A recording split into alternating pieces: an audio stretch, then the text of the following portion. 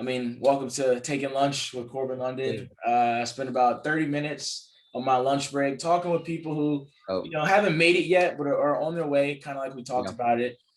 Today I have Sam Morrison, who's on the grind right now, founded his own company, Early Rise, right, which is a music platform that Yep. Heard of it. allows sort Yep. of underground or sort of unfound artists to come on and get that exposure. Yep. And you started Early Rising, like this your baby, right? Like you started that on your Yeah, own. it's my baby, man. Yeah, I started it. We just celebrated our year anniversary about a week and a half ago, 2 weeks ago. So started it last year when I was in grad school at San Diego State. Mid pandemic 2020. So yeah, Early Rising started up in 2020, and it was an idea I had at 3 in the morning, and then the next morning I was like, yo, let's put this in action. So it started this last year, man, which is nuts. So coming from being a football player, you played in high school and then college. Yeah. You saying 3 a.m. you had a thought to go from being an athlete to basically working in the music space. Yeah.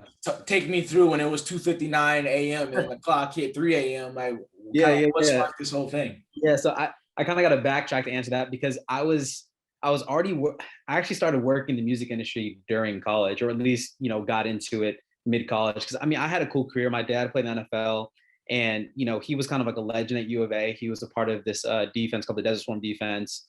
Teddy Bruschi, guys like that. Those are just teammates. And so when I went to college, that was the thing. I was like, okay, cool. Like Daryl Morrison's son, Sammy Morrison's coming to pass the baton and finish up the legacy. And I mean, I had a cool career. I started as a true freshman, but then after that, man, just got hurt.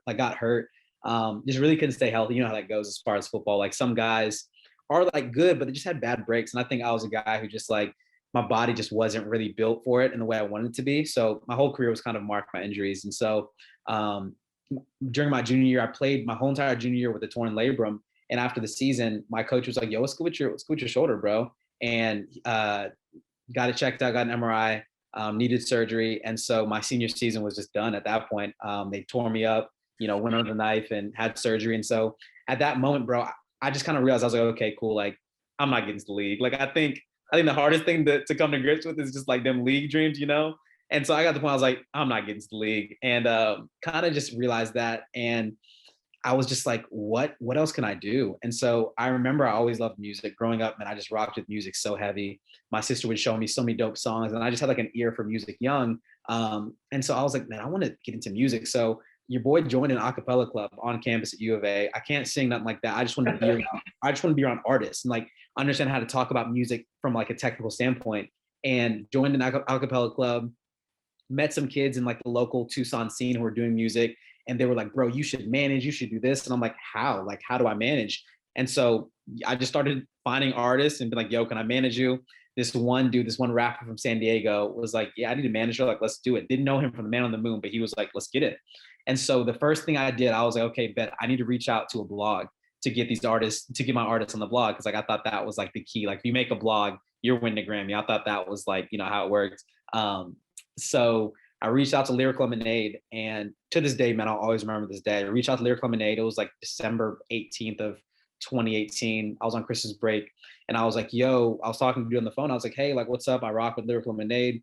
And I was like, I need, an article for one of my artists. And he was just like, yo, man, like, he was like, I can do that, but like, you sound like a cool dude. Like, would you want to write for us? And I was like, oh, snap, for sure. So I got my first writing gig in the industry in 2018 while I'm still playing football. I'm still on scholarship at U of A. Okay. And so, yeah, so was doing like, I'd go to practice, in class, just typing articles for artists and things like that. And did that. I've been doing that for the last 3 years. So that was kind of how I made up my name for myself in the industry, just like Sam Morrison, writer for Lyric Lemonade, football player, like doing all of it at the same time. And so from there, man, I just really networked and talked to different people. And then fast forward to, like I said, the 2 a.m. thought. I was working with an artist at the time, still working with him now, but I was just frustrated, man, because I was like, man, like I can't get him on these blogs and these playlists. And my dad kind of raised me to be the type of person where he was just like, yo, like if no one's gonna give it to you, do it yourself. And so I was like, as I love writing for Lyric, I love all these different blogs and things like that. But I was like, there needs to be a blog that's specifically like exclusively for these up and coming artists, because I was just like, they make up the majority of the industry. No one knows about them. So I was like, we need to make a blog like for this. And that night I thought of the name Early Rising. I looked up on IG, like saw that the Instagram handle was there. I copped it and I was like, let's get into it. And like that was that. Like there was no like planning. I literally, bro, thought of it, found the IG, went back to bed, woke up like, I guess we doing this thing. So it was kind of simple like that, man. That's kind of how it started. Okay. So when you started Early Rising, again, what was like that goal? What was like the vision of Early Rising on sort of, day one, ground zero to what it is now? Sort of how has it changed and transformed? And then sort of, where you want it to head. Yeah, 100%. So I think the first day, man, I met these two girls. They DM'd me because I was like, yo, I'm looking for new music. Someone sent me music. They sent me music, and I was like, yo, like this is fire. And I was like, hey, y'all, I want to start a playlist. It wasn't even a blog first, it was a playlist. I was like, I want to start a weekly playlist that is going to be the next like New Music Friday for undiscovered artists. Like I was like, I just want to post 12 songs that are fire every single week and like have people just like coming back and checking on it. So really, man, like that was the goal. I wanted to create some sort of platform or playlist where we were posting some really cool artists who were just undeniably good. And the goal was to kind of grow that into like a really cool playlist on Spotify, just because every single Friday, everyone wakes up and looks at New Music Friday and is like, yo, like that junk has like 3 million likes. It's crazy. And it's like that joint right there has the ability to really like shape an artist's career. Not as much as it did, but like I think I had an artist who was working with the rapper, same rapper. One of his songs made New Music Friday, and he was like, bro, I have 25,000 streams in 10 minutes. And I was like, yo, what the heck? And we were just like, that's crazy. So you look at that, and I was like, I want to be able to do that for up and coming artists. So really, bro, I really just wanted to make a playlist. Like it wasn't, I didn't think it was going to be a blog or a website. I was like, let's just put artists on. And then slowly but surely, bro, like I was kind of like seeing what other people were doing. I was like, yo, like I think we can do this too. Like I think we don't have to just wait till Sunday to post our playlist on the IG. Like we can keep people up to date what's going on in music throughout the week. And that's kind of how it kind of progressed, man. We just kind of saw the need for just like real time updates on like what's happening in the music industry because people just love that junk. And yeah, so it went from just like a playlist. We still do the playlist every Sunday, but it went from a playlist to then like an actual full scale like music publication, man. So yeah, the goal really, bro, was just like, let's just put artists on. Let's just put them on a playlist, show them love. And now it's gone to, now we boast premieres and full article reviews and interviews and just different things like that. So it's crazy seeing how, you'll have a dream of something, but that dream will evolve, at the same time, which is, it's nuts, man. And your dream, like you said, was happening while you had another job, right? You were on scholarship.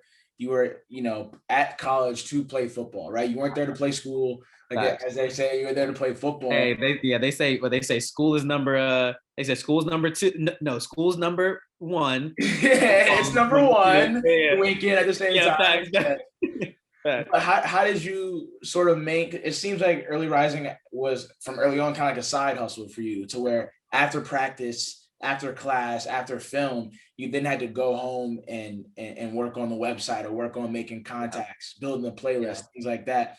How were you able to do so from a standpoint where you had other things going on, right? How could you at the same time still chase this passion to where it probably had to be under wraps or a secret for a little bit? So it's actually funny how the story, because I think I may have told the story wrong. So the good thing about Early Rising is that because at U of A, that's when I was like really into lyrical. I was, so that was when I was kind of like going to practice and like leaving and coming home and going to class and like still typing. So I think for that, man, like that took a lot just because, man, I would have like exam deadlines and things like that. But I was like, yo, I promise an artist I get this article up. So really, like I had to take, if I was trying to get a B on an exam, I was like, I might have to take the C for the simple fact that I'm trying to help this artist out, So that was really, really hard. I think that was the moment where I really was just like, I kind of realized what I really wanted to do. I was like, man, like school's cool, but like I would die to just write for a living and just like talk to artists and things like that. So, and there were times where I would be late to workouts because I was up that one night typing an article. So like that I can't say that I excelled at it, like balancing it. I definitely was like tripping at some point, but then, so Early Rising. So I graduated from U of A in 2019, finished up there. And then San Diego State called, was like, hey, like we need a grad transfer, like come play for us. And so I played there end of 2019, finished up my season there in December 2019. And then 2020 was when Early Rising started. So I was still in school, but I wasn't playing ball and things like that. But with that, like I was in grad school, like I was like finishing up my master's. So like that was hard too. And so literally, bro, like there'd be nights where I would be sitting there finishing up a class and at 10 o'clock drive to LA, like drive to LA, go crash the homie, like get like work done as far as early rising, connect and, network with people. But I think the way in which I was able to do it, because I was doing a lot of stuff, man. Like I had a job, I was working at Home Depot, just trying to make extra money on top of the scholarship money I was getting. And so I was at Home Depot doing early rising, finishing up my master's. But my dad always told me something that like has always stuck with me. And I think it's true for anything. He's just like, yo, Sam, I don't care what it is. You will always make time for things that you care about. Like it doesn't matter. Like you will always make time. So it's like if you got to sit here and stay up till 4, like do it. But like if you care about it, like you're gonna make time for it. So honestly, and that's the way in which I kind of like just like run the company. I'm kind of just like, yo, y'all, the things we care about, we'll make time. Like I'll be able to tell what you care about by the things you make time for. And so that was really it, man. Like there was no kind of just like, oh, I'm so stressed. I was just like, there's a task that needs to get done. Like there's this many hours in the day. I'm gonna find 1 hour to get this thing done, because I care about it. So that was kind of how I kind of rationalized, the workload and the commitment of early rising. So yeah. Okay, and I mean, what your dad said about if you're gonna if you like it, you love it, you're gonna find time to do it. I think that's a great way to look at it because Yeah. again, those things that you want to be doing in life, you may not be able. It might not be able to be your full focus, right? Because you have Yeah. that 9 to 5, or you're playing football, or you're working at Home Depot, or whatever, like you were Yeah. saying.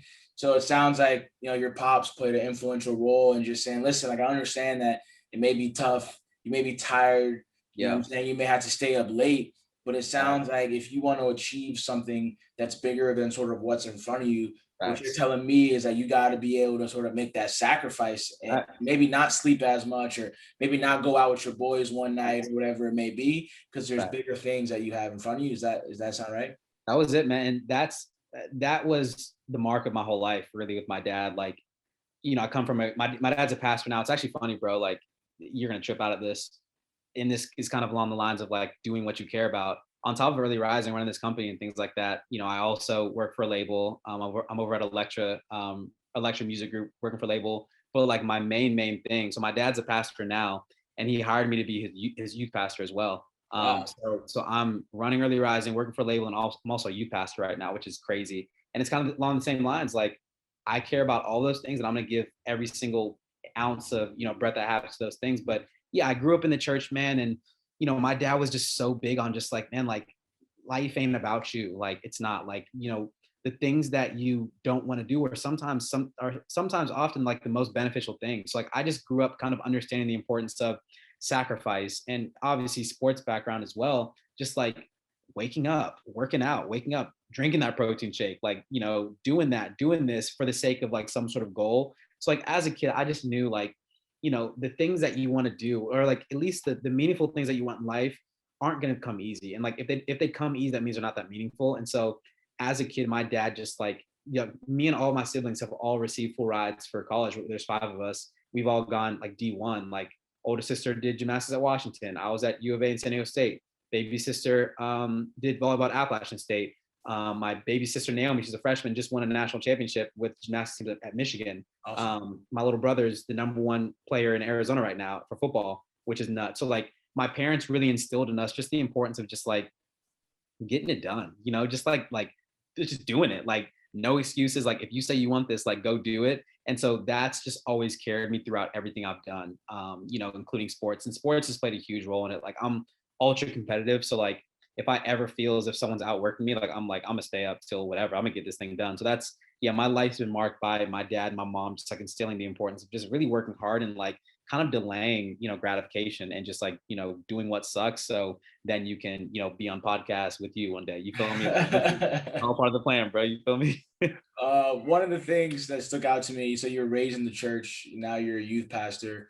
Sort of how has your faith sort of guided you throughout your career? What has that done to sort of help keep you, on track and aligned with your goals? Yeah, man. I think, yeah, bro, I found the Lord because obviously I grew up in the church, but people have this weird conception that like, if you're a pastor's kid, you're automatically going to heaven. Like, I'm like, that's whack. Like I was a trip all throughout high school and college and things like that. But yeah, I found the Lord, man. My junior year of college in my apartment, like after I threw some crazy party. And that just like really changed, the scope of my life, man. Like my life has been forever changed. And anyone I talk to, I make sure they know that I'm a believer because like it's the most important thing. I mean, I think in anything, like if you really believe something, you have to share it.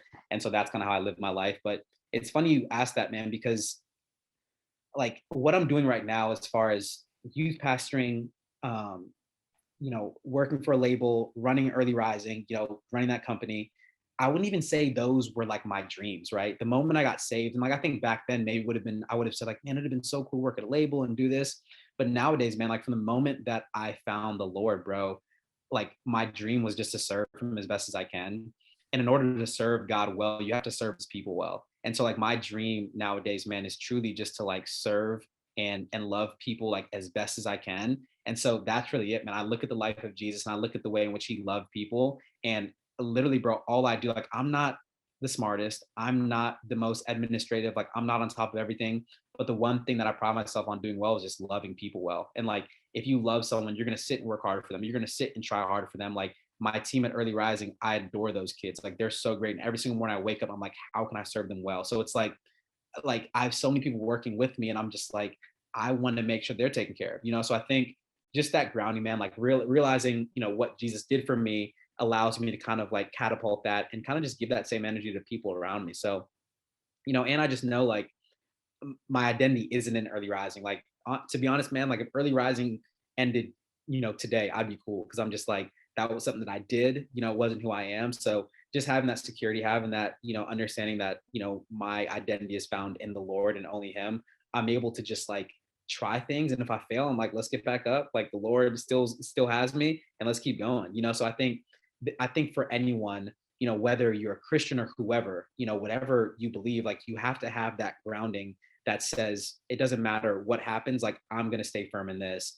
And to me, that's Jesus. And I've just been, rocking with that for the last 3 or 4 years, man. It really has, the moment I dedicated my life to Christ, life didn't get easier, but it's put me in really cool positions. Like I'm sitting here with you, like I ever since then, man, life has just looked a lot differently. And I just know that it wouldn't look that way if I didn't make that commitment. And so, yeah, man, now I'm just so blessed to sit in so many cool rooms. So I always remember that, man. I remember that like I'm put on this earth to serve people, to spread the gospel, to love people the way Jesus loved. And if I wake up and do that every single day, bro, it's really hard to do people wrong. It's really hard to not work my hardest, in everything I do.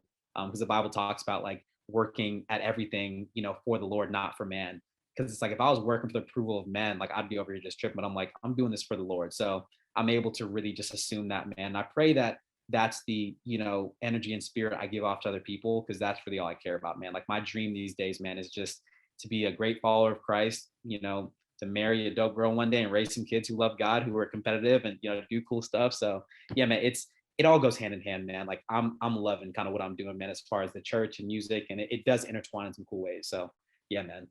That's awesome. Is what you spoke about finding your grounding, right? Whether it's religion, no matter what religion you are, or when Yep. I think of that grounding, it's also like finding your why. And I Yep. think that that's a lot of things that like people are like around our age, post college, who you know their life was going to class and hanging out with their friends and no responsibilities. Now they're working 9 to 5, 40 to Yep. 45 hours a week, and they're Facts. thinking, what am I doing? You know what I'm Facts. saying? So I feel Yep. like one of the biggest things I know for me personally as well is why I like having these conversations is I'm still Yeah. trying to figure that out on my Yeah. end.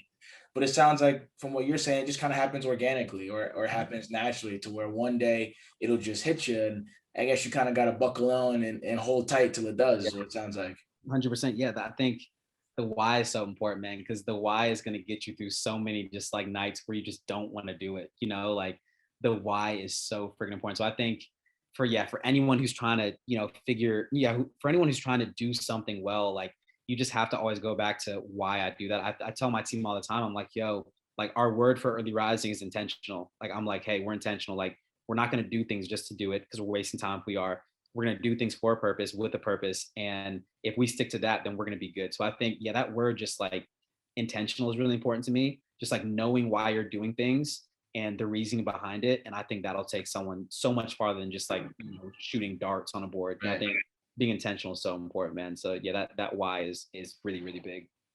So with being intentional at early rising, what are some of like the successes that like you like to celebrate, or kind of one of those things where it doesn't have to be a guy getting a record deal or Yeah. winning a Grammy, but like Yeah. what's something that will put a smile on your face and your staff's face?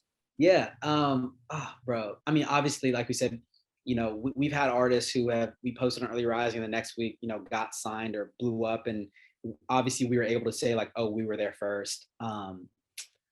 But those are few and far between. Like I think a lot of platforms have that story, to where it's like they like at the end of the day, no one's really first anymore on music. Like the moment it hits Spotify, we're not first anymore. And so like that's obviously cool. But I think there's two things, man, that I really love. My biggest, like what puts a smile on my face is when an artist just DMs me and says, "Yo, Sam, thank you so much." Like that is just the by far the coolest thing ever is when an artist is just like, "Yo, this made my day." Like my mom read this article that you wrote. Like my mom read this, my family read this. Like this means like just serving, man, is so cool, man. Like doing something for others, man, that you don't have to do, but you do it anyway. I think that's so cool. So I think that will always be like the pinnacle of success for me is when an artist just says thank you. Like I think that is just so dope. But then also, man, one thing that I'm so happy about, which like I said, if I shut it down tomorrow, I'd be happy walking away from this. There was a girl named Corinne Dolan. She was actually one of our very first curators. She was one of the girls who reached out to me that first day that I was coming up with the idea. Homegirl, bro, had the most fire music taste ever. And like, if you got fire music taste in the industry, like you should be an A&R because like you're on things early and you know what's good. I met her and I was like, yo, like, how do you not have a job in music? And she was like, oh, like, I've been working as a talent buyer at Urban Outfitters. And I was just like, girl, like, we got to get you a gig. Like, we have to get you a gig. And so as Early Rising grew, she grew, her name grew because like a lot of the songs that we were finding came from this girl. And I was like, yo, you're doing amazing work. And so this girl just leveraged herself and just really worked hard to like make a name for herself as someone who's finding stuff early. And bro, under a year, man, she got hired to be an A&R at Virgin Records. And you know, that is just like the number one success of Early Rising because that's the goal, man. Like I want to leave people better than I found them. And you know, that girl, you know, definitely just impacted me in some really dope ways. And just seeing the way she carried herself and just seeing the way that she used this platform, you know, to obtain her goal was just so cool, man. Like I rock with that so heavy. And so yeah, I really want Early Rising not only be a platform that we uplift artists, but it's like people I work with. I'm like, I hope y'all go on and do greater things than this. I hope y'all work for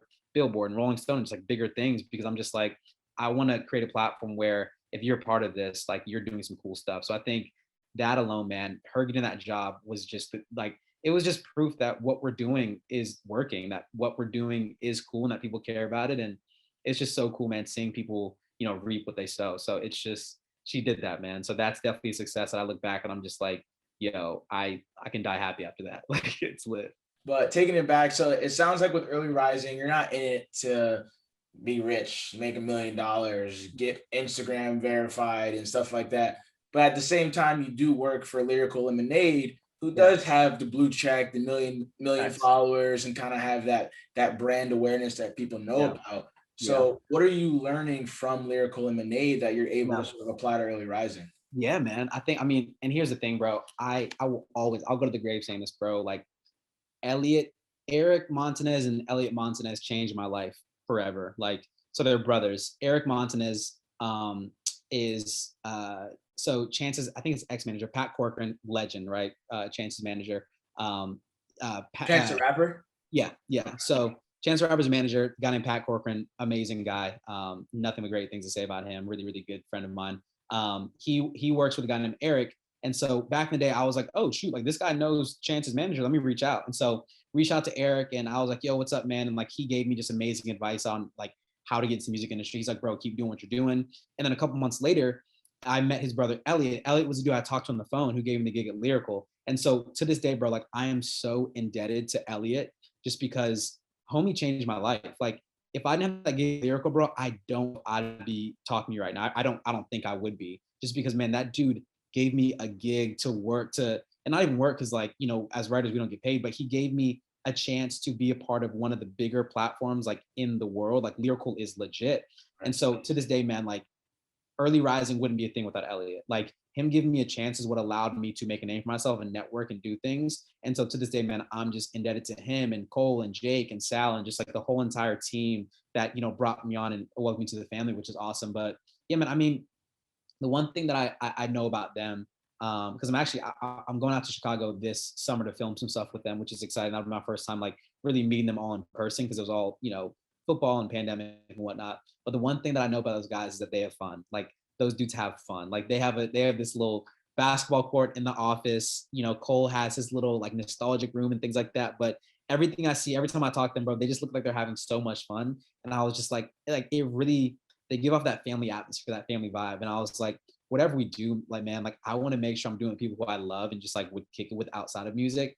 And so with them, I'm just like, yo, they have fun. But also like those dudes just really care about music. Like that's the biggest thing. Like they, what I've seen from them, like the ship that they run, like man, they just love music and write and post and make videos about really, really good music. So just seeing them, man, like I'm not even sure if I've like learned stuff from them because obviously I think we're in two different spaces, but like they just inspire me daily. Like I see what Cole's built, I see what Elliot's built. Like I'm just like, yo, like this is mad inspirational seeing how y'all went from dudes in high school, you know, to now running one of the bigger companies in the music industry, which is sick. But yeah, man, they're so passionate about what they do. They're so fun and so cool. And I'm just like, I wanna, you know, make a company that embodies that, you know, youth and that, you know, excitement and funness, whatever the word is. But yeah, man, I take that to other guys. I'm like, hey, y'all, like this is meant to be fun. Like let's have fun, let's joke around, let's kid. We're kids, you know, we're 24, 23, and then I have a bunch of college students helping out as well. It's like we're young people just like doing fun stuff. So like let's not get stressed. It's never that deep.